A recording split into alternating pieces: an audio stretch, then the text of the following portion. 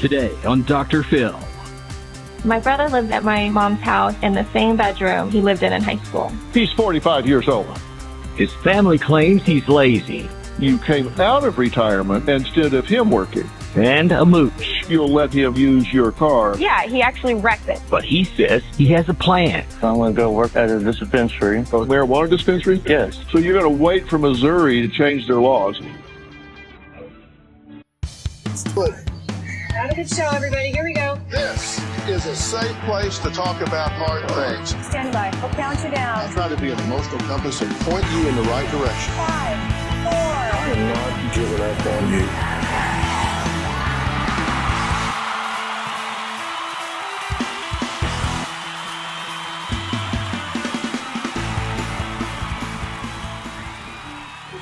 Thank you. Well, thank you. Okay, now, if you are a parent to a teenager, then you are probably far too familiar with this scene. The disgusting pigsty of a bedroom. I'm not sure a pig would want to be in that bedroom. And despite asking them over and over to clean their room, to do their laundry, it all falls on deaf ears. Oh, and instead of doing homework, maybe your teen stays up all night playing video games, right? Or texting, or worse, sneaks out to party with friends. Well, today's guest is exactly like that. Except for one minor detail. He's 45 years old.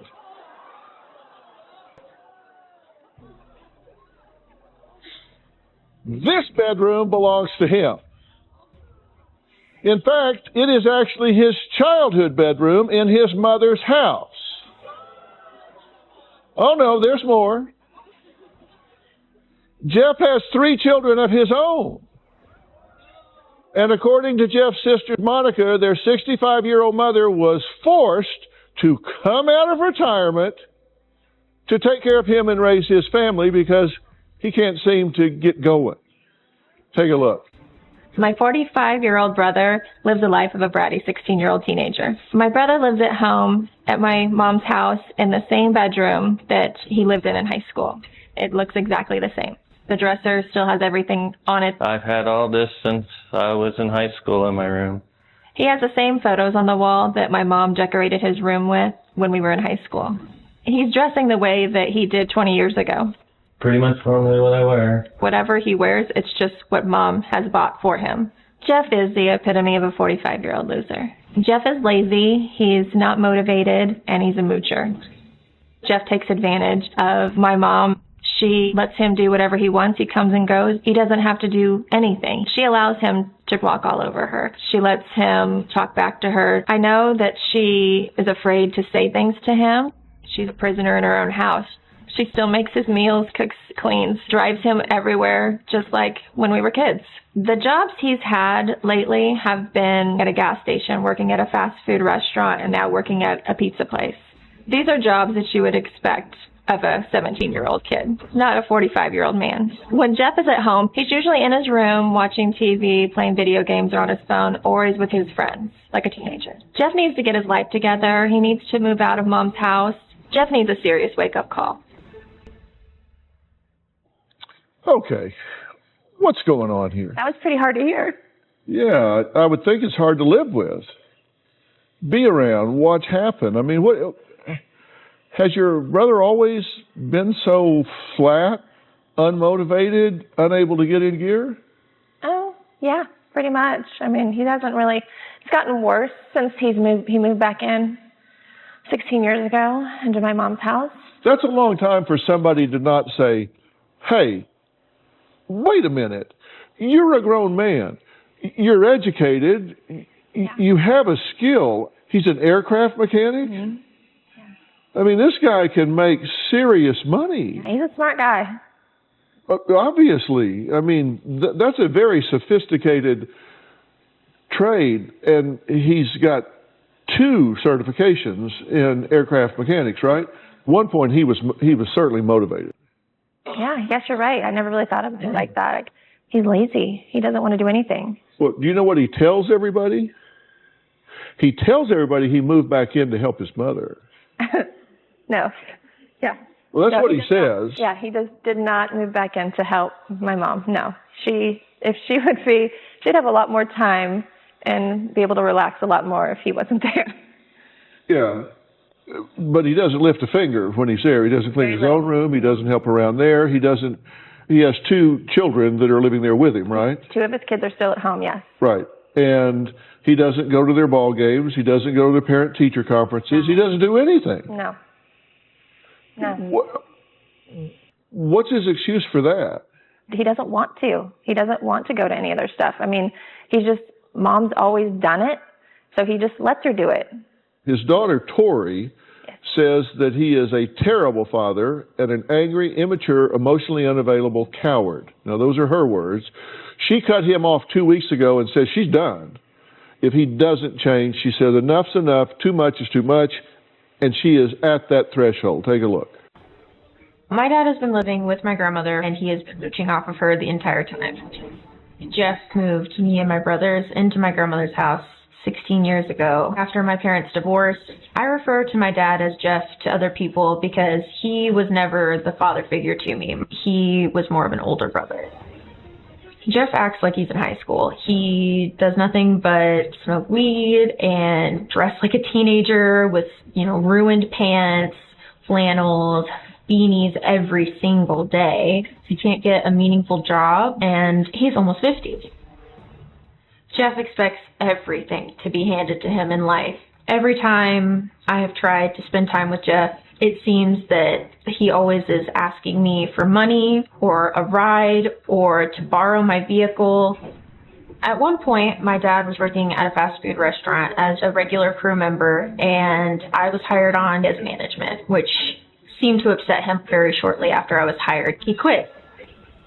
I feel so terrible for my grandma because she had to come out of retirement just to support us, and to see my dad not even trying to get a meaningful job, but to continually just take while she is working herself to death is ludicrous. I think video games are a good stress relief for me. I am fed up with my father's behavior. There is no excuse for it. He's a grown man. He can't be my grandma's little baby son anymore. If my dad doesn't change, then we're done. Okay. You're fed up, right? Absolutely. What's pushed you over the edge? I'm just tired of him constantly, no matter what I'm going through. I went through a really rough breakup recently and tried to confide in him. I just lost my home and I lost everything that I have. And his response was, you can come stay on my couch if I can use your car tomorrow. And that was his response to me telling him I had nowhere to live. I'll let you sleep on my couch. I didn't know he had one, but... He clearly doesn't. So at this point, he's stuck. He is. He's got nowhere to go. He doesn't have experience in the past decade in his field. He's got no, meaningful relationships with friends that can actually help him build a reputation and move forward. And he can't even treat his kids with respect. So how are we supposed to help him and be around him? And he worked for you for a while. Yeah. Didn't like that. Yeah. We were both hired at the same fast food restaurant. He was hired first, and then myself a month later. I was hired immediately into management. We started working together, and he got angry because he couldn't boss me around at work. And he would raise his voice at other employees or myself, and I would tell him, okay, you got to knock that off. Go outside, take a break, and when you come back inside, you better be ready to work, or you can just go home, and I'll do your job for you. And he just ended up quitting because he didn't like me being in charge of him, I guess. You said you didn't think that things were that bad until you got a call from Dr. Phil. I honestly didn't realize how bad they were. But we're talking about 16 years. That's 4 presidents.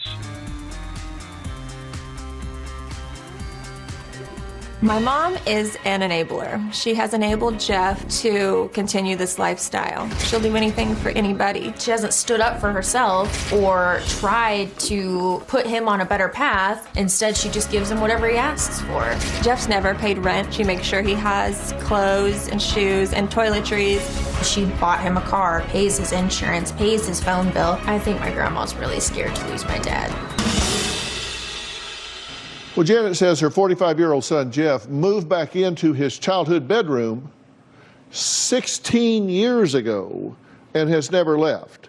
She admits she does just about everything for Jeff because she is incapable of standing up to him, and apparently just does not have the word no in her vocabulary. Take a look. I enable my son because I do not like controversy. Jeff is definitely lazy. I just sit in here and watch TV. I've been the one raising my grandsons. Within the last 16 years, I have spent over $100,000 on Jeff and his kids. I believe that he's reverted back to being a high schooler. Jeff didn't have any responsibilities back then. Just take care of himself for the most part. He was footloose and fancy free. He can go stay out all night, go wherever he wants on the weekends because mom will take care of the kids. His top priority is hanging out with his friends instead of with his kids. Jeff just left. Said he would be back, never said where he's going. I am still working because I have to support Jeff and his sons. I would love to retire if I wasn't supporting them. It's unfair. I've tried to kick Jeff out of the house, but then I let him stay. I always say yes. Well, you've been listening to everything so far, right? Yeah. What the hell are you thinking? Well, it wasn't so bad at the beginning. First 4 or 5 years? It wasn't so bad when he was screaming at us every day and couldn't even like go a whole day without yelling at y'all. Like, that's ridiculous. Yeah. I'm sorry to like be so blunt about it, but that is ridiculous. And you say you would love to retire. Yes. And you know that because you've done it before. But then you came out of retirement to start working for him and his children instead of him working.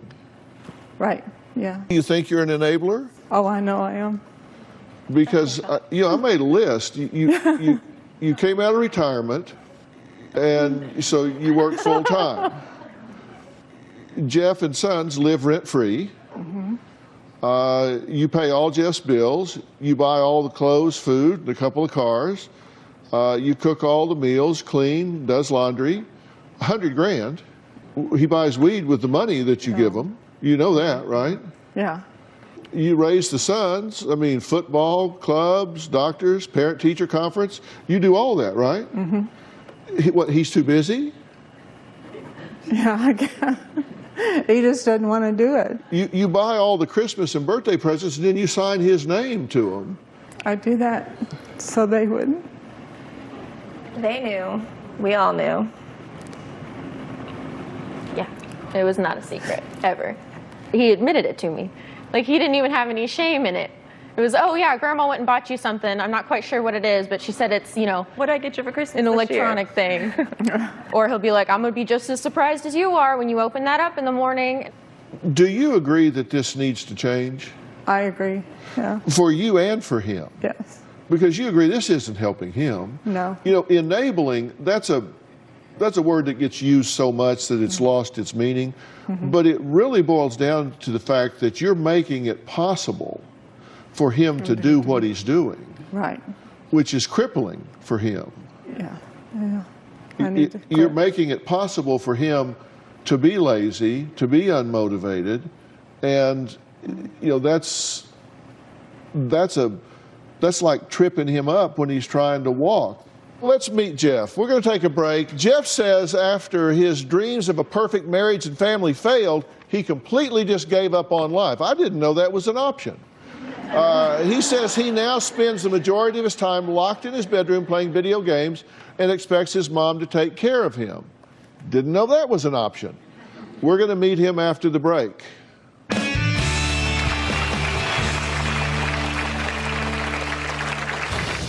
This is where I was in high school. I've been in this room off and on for 20 years. I do not have a car at this moment.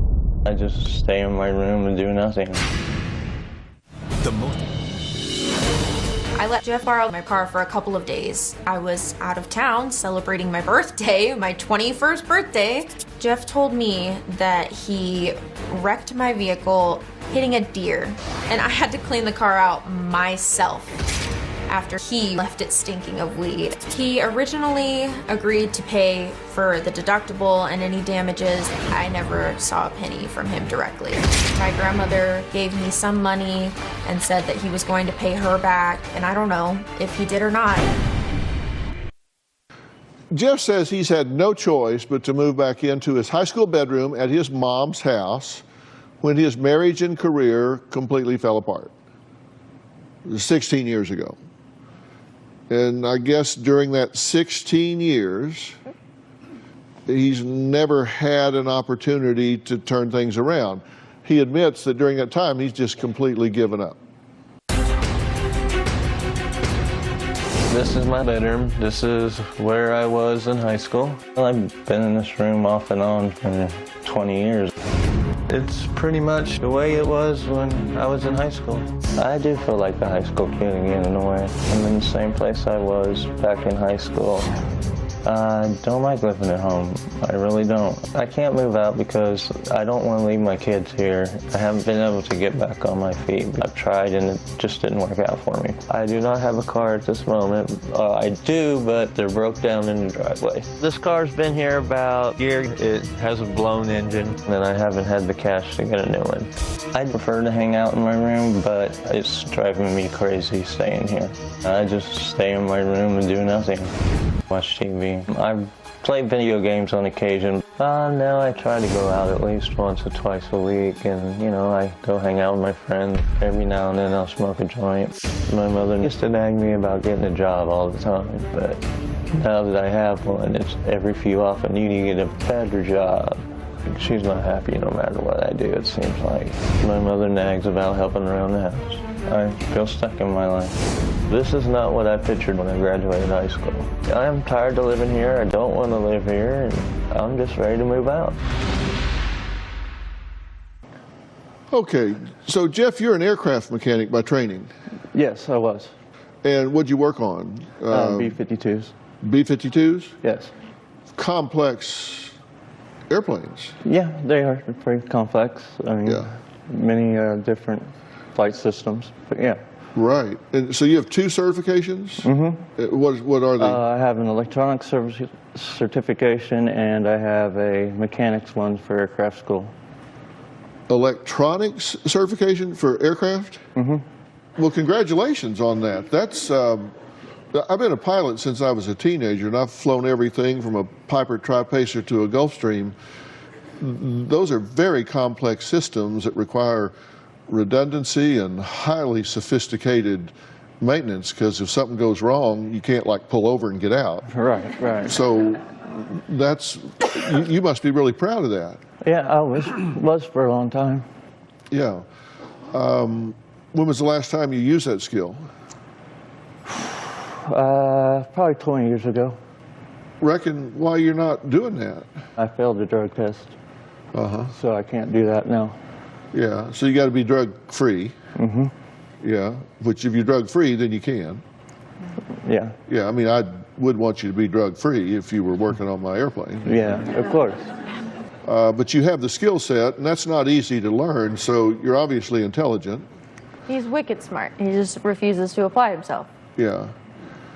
You said you didn't think that things were that bad until you got a call from Dr. Phil. I honestly didn't realize how bad they were. I could get that if we were talking about 16 weeks or even 16 months. Right. But we're talking about 16 years. That's 4 presidents. Your youngest son has never known anything other than your mom's house. Ever. Yeah, that is true. How did that happen? Me and my ex were together for 7 years. We having troubles the last 3, so we decided to get married, and that made it worse. So we had to get a divorce, and I couldn't afford where I was living at the time, so I had to talk to my father, and he allowed me to move in. Do you think he had any idea you were going to be there for going on 2 decades? No, he didn't. Did you plan to be there for 2 decades? No, I only planned on being there for a couple of years. A couple of years? Well, I was way in debt. It's always somebody taking me- else's fault. Like, that's ridiculous. Well, hell, take bankruptcy, hit the reset button and start over, but you don't live with your mother when you're 45. Are you going to live there till you're 65? I mean, what's your plans? I was waiting on to Missouri to change their laws, and I'm going to go work at a dispensary. We've discussed it many, many times. While you were high. Closed captioning provided by... Let's talk about how you're living with your mother, because this is pretty much a regression to high school behavior. Okay, because I've talked to the rest of your family, you're the branch, I've talked to the tree. Right. The tree says you have 2 outfits that your mom bought you, 0 hygiene, no doctors, no dentist. You sneak out of the house for days at a time, just disappear. Your kids are still there for your mom to take care of. You sneak out of the house. When you're there, you just drink Mountain Dew all day and play video games. Yeah, that pretty much sums up. Your bedroom's a disaster. You smoke weed and video games. You watch cartoons, Pokemon. No car, you bum rides. And you reminisce about girls you slept with back in high school. And high school level jobs, if any. So you're really functioning pretty much below your capacity, below your level, right? I totally agree with you. Tell me why. Well, after my divorce, I had a real hard time dealing with it. Well, that was 16 years ago. Right, right.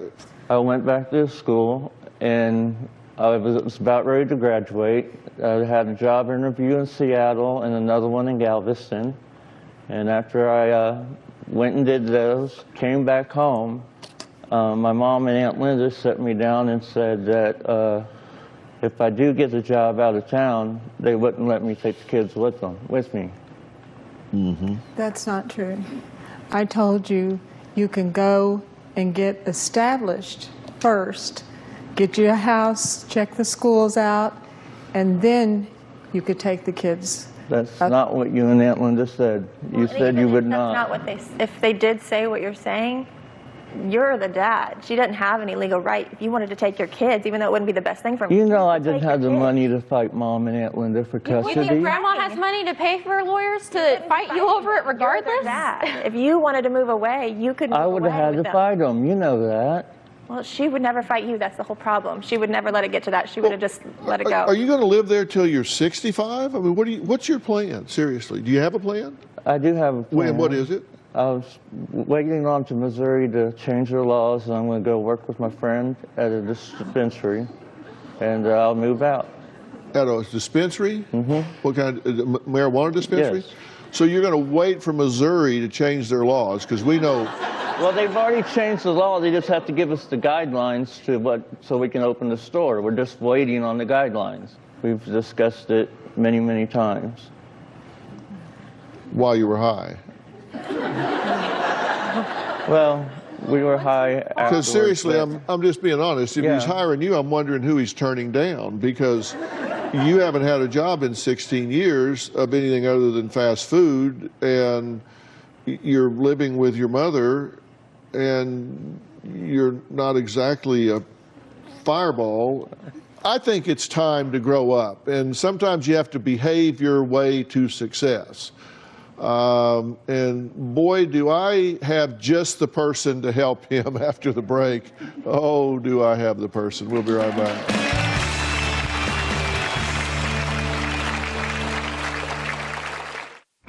Closed captioning provided by...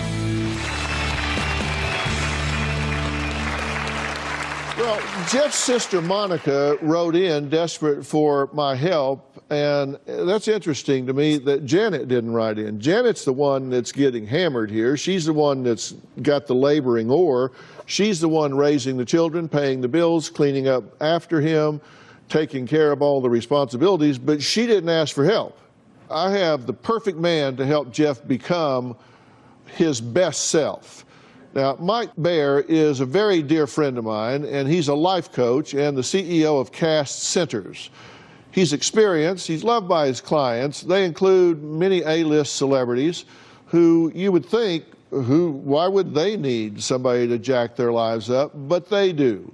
They get stuck sometimes as well. Coach Mike focuses on helping his clients break free of destructive patterns that aren't yielding results that they want. And he has a New York Times best-selling book that is called Best Self, Be You Only Better.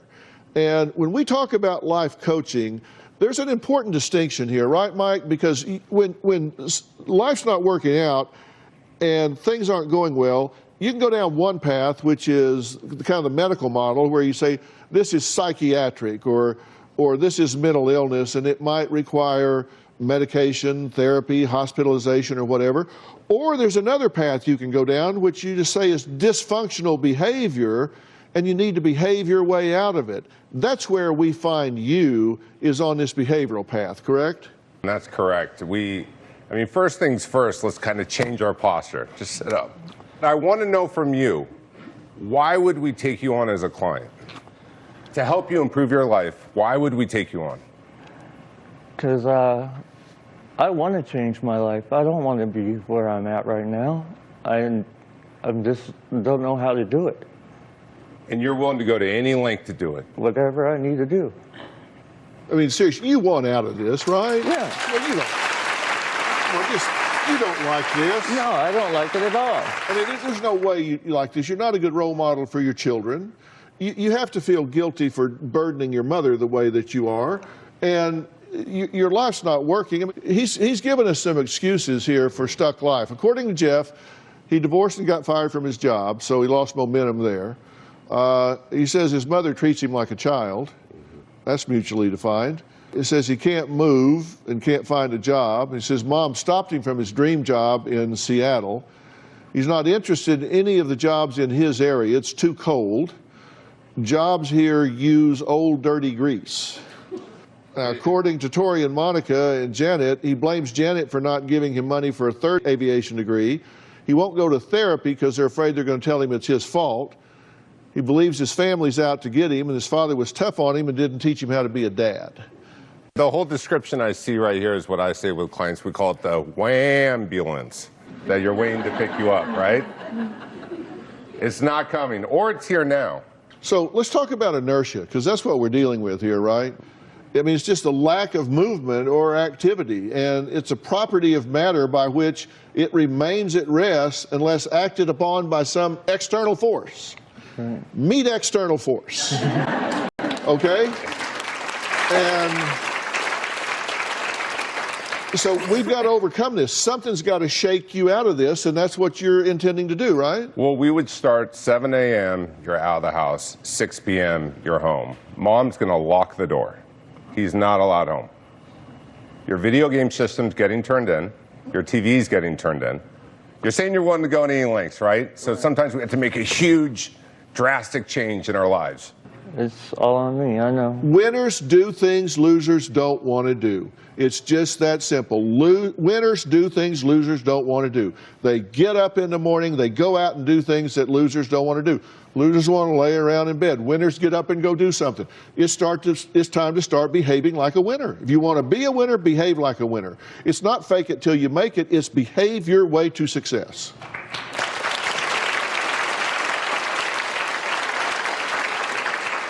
We got to take a break. Next, Tori says her dad has major anger issues and is constantly yelling and screaming at her younger brothers. She says it's gotten so bad that she had to call Department of Child and Family Services on her own father.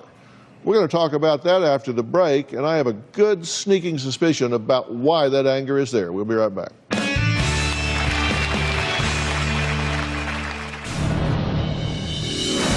My brother is not a good dad. You want to say something? Spit it out. My mom takes the kids to any of their activities, school, sports, Boy Scouts. Jeff and Tori's relationship is toxic. If they do talk, it's arguing and fighting. It's not a normal father-daughter relationship. My whole life, he made me feel like I wasn't good enough for him.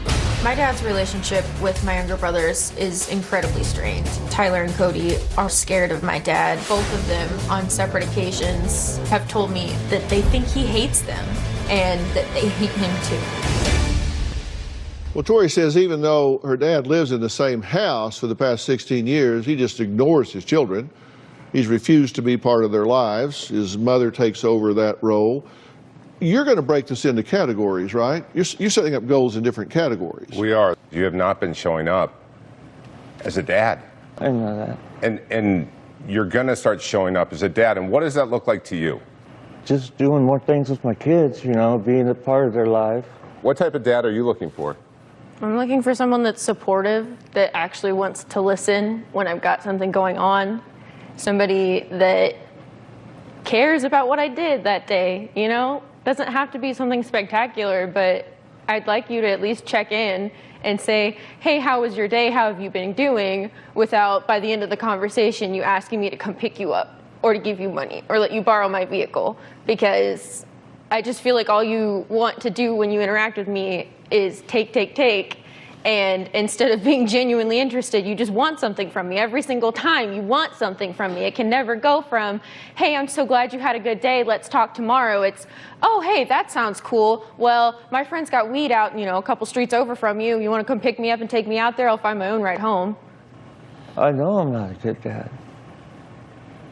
And I want to be.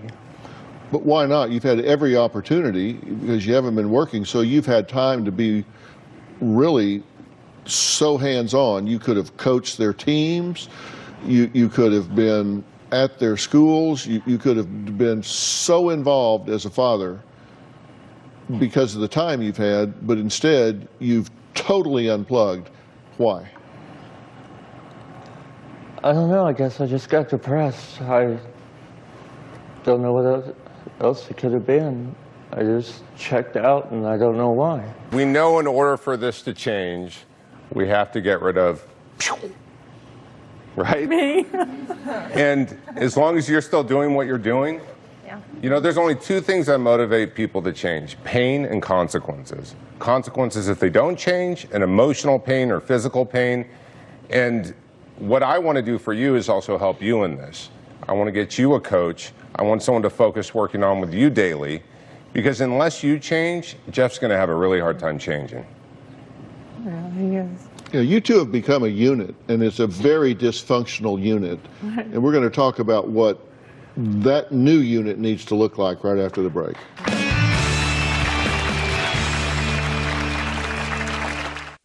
Closed captioning provided by... Okay, Coach Mike is with us, and we're back with Monica, who wrote in. Jeff is here with his mother, Janet, and his daughter, Tori. And, you know, Mike, here's what I'm looking for out of you and your coaching team. Mm-hmm. I want to start out with a to-do list for each of them and a not-do list for each of them. There are some behaviors that need to be eliminated. Mm-hmm. And there are some new behaviors that need to be introduced. New behaviors like getting up, getting a shower, getting dressed, getting out of the house, getting on a bus, riding down to wherever is the target for that day, looking for jobs, going to the airport, doing whatever is necessary to make sure all certifications are current, doing whatever he has to do. Those are some of the things on the to-do list. And then the activities of daily living that you were talking about, the to-do list needs to include things like cleaning up the environment, cleaning up that room, cleaning up his relationship with the children, being honest with them. If it involves getting involved with a therapist, I'll be happy to provide that. There are a lot of things on the to-do list, and then the don't-do list are just as important, because you've gotten to the point that you've actually become abusive with your children. You yell at them. You've been anything but patient with your sons, correct? That anger boils out with them. Right. They didn't do anything to deserve that. That has to stop. Yeah. And then the same thing is true with you. You have to come up with a new set of rules to live by here. Right. And this is going to set you free. Hopefully. I mean, seriously, you have to decide that you're not helping him. You may think that you're doing this to help him, but you're not. Okay. You're doing this to make yourself feel better. Because at least you say, well, I don't want him on the street. I can't have my grandchildren on the street. So you're doing this to make yourself feel better. And you're doing it at the expense of him because necessity is the mother of invention, and he has no need to change because of what you're doing. Okay. Take that soft place to fall away from him, and he will do better. Give yourself a break. This stuff about he lives in your house and won't even clean up after himself, are you kidding me? Change the locks on the house. I often find it's harder for someone like you to change than your son to change. This is what you mean when you say best self. He's not being his best self. She's not being her best self. And that's what you're talking about. And you're going to assign a coach to her. I am. And a coach to him. Both. You're going to oversee them both. They're going to interact with each other, these two coaches. Correct. And we're going to behave our way to success with a plan set against a timeline. And you're going to check in and make sure what's going on here. Oh, we're right? going to be all over you. Both of you. Okay, fair enough? Yeah. Also, one more requirement that for us to work with you is there'll be drug testing at the house and you can't smoke marijuana. You can smoke marijuana when you leave, but not at mom's house. You looked a little concerned. I'm not concerned. You're okay with that? Yeah. Okay. All right, I want to thank my guests today. A special thanks to Coach Mike Baer and Cass Sinners for providing these coaches that are going to get directly involved. His New York Times best-selling book is Best Self, Be You Only Better. You can get Mike Baer's book at Walmart and Walmart.com. And guess what? The entire audience is going home with their own copy.